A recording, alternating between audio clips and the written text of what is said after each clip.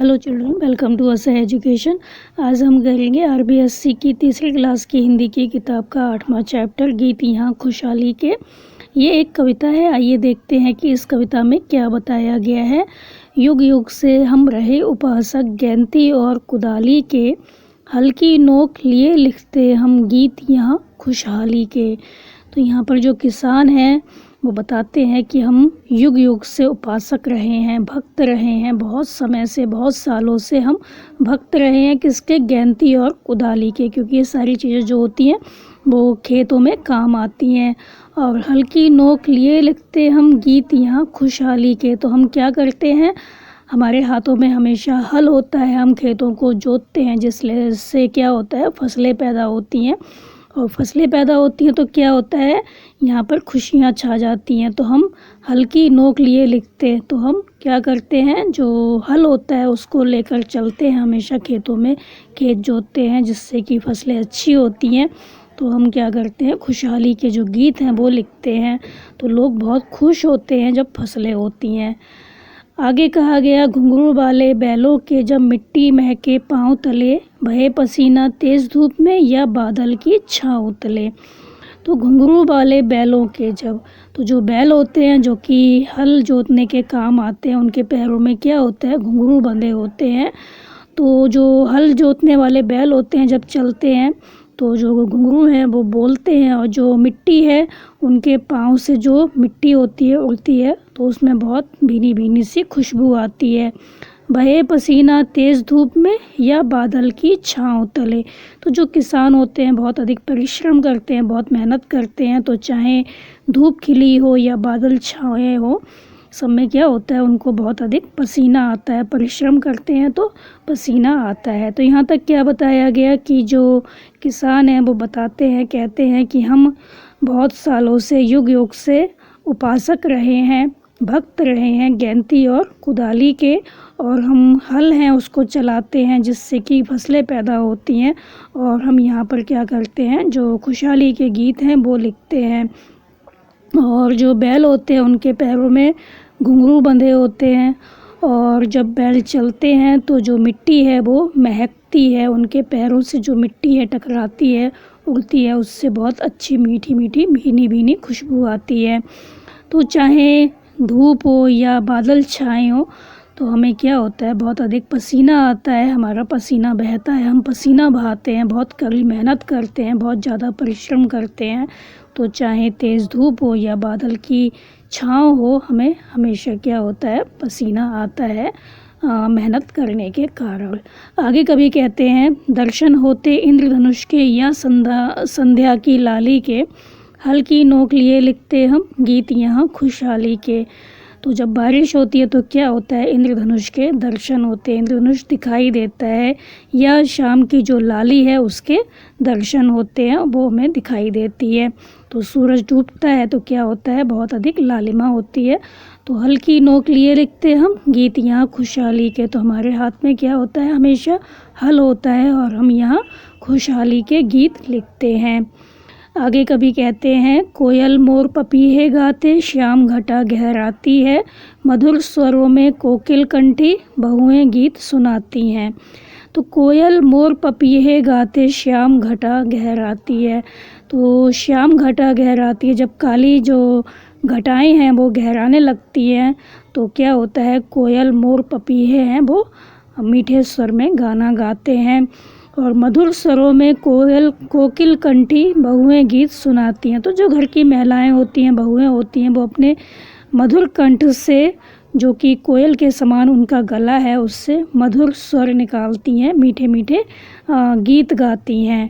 तो यहाँ तक क्या बताया गया कि दर्शन होते इंद्रधनुष के या संध्या की लाली के। तो हमें किसके दर्शन होते हैं, इंद्रधनुष के, या शाम को जो लाली होती है, लालिमा छा जाती है, उसके हमें दर्शन होते हैं। और हम हल्की नोक लिए लिखते क्या, गीत यहाँ खुशहाली के। तो हमारे हाथ में हमेशा क्या होता है, हल होता है, हम खेतों को जोतते हैं, जिससे फसलें पैदा होती हैं, और फसलें जब अच्छी होती हैं तो सभी बहुत खुश होते हैं।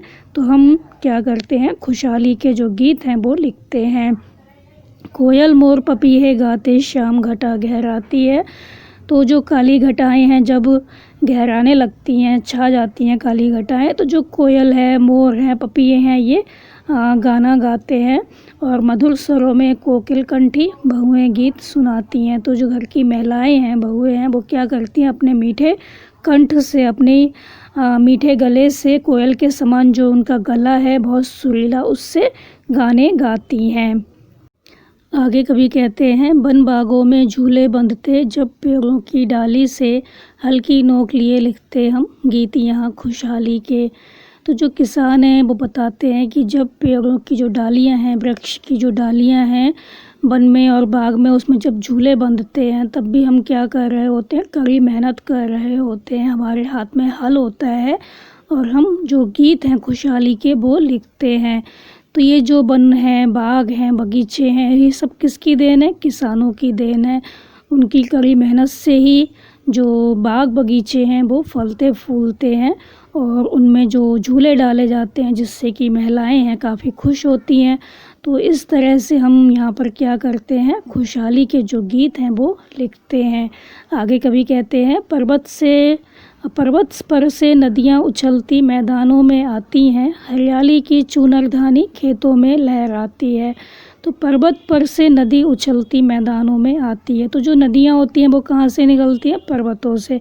तो पर्वतों से जो नदियाँ निकलती हैं मैदानों में आती हैं, हरियाली की चूनरधानी खेतों में लहराती है। जो खेत हैं वो हरे भरे होते हैं, पानी डल जाता है, उन्हें पानी लग जाता है, जिससे कि क्या होता है, हमारे जो खेत हैं काफ़ी हरे भरे हो जाते हैं, अच्छे हो जाते हैं और चारों तरफ हरियाली छा जाती है। ऐसा लगता है कि खेतों ने धानी चूनर जो है, चुनरी जो है वो पहन रखी हो। तो यहाँ तक जो कवि हैं वो क्या बताते हैं कि जब वनों में, बागों में झूले बनते हैं, जो पेड़ हैं, पौधे हैं, उन पर जो झूले डाले जाते हैं, तो उस टाइम भी हम क्या कर रहे होते हैं, खेतों में हल चलाते हैं।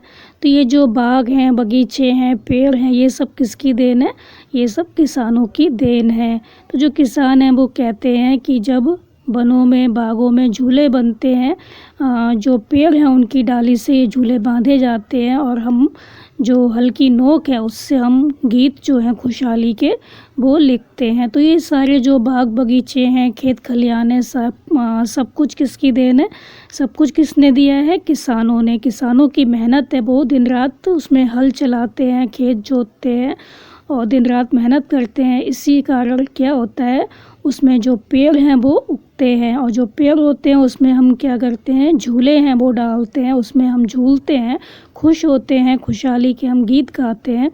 तो जो किसान हैं वो कह रहे हैं ये सब किसकी देन है, हमारी देन है, हम यहाँ पर खुशहाली के गीत लिखते हैं। आगे कभी कहते हैं कि पर्वतों पर से जब नदी निकलती है, मैदानों में आती है, तो जो खेत हैं वो लहराने लगते हैं, खेत जो है हरे भरे हो जाते हैं। तो ऐसा लगता है खेतों ने धानी चूनर पहन रखी हो, चुनरी पहन रखी हो। आगे कभी कहते हैं, मोती जैसे दाने हंसते हर गेहूं की बाली के, हल्की नोक लिए लिखते हम गीत यहाँ खुशहाली के। तो जो खेत हैं वो हरे भरे हो जाते हैं, जो गेहूं की बालियां हैं वो निकल आती हैं।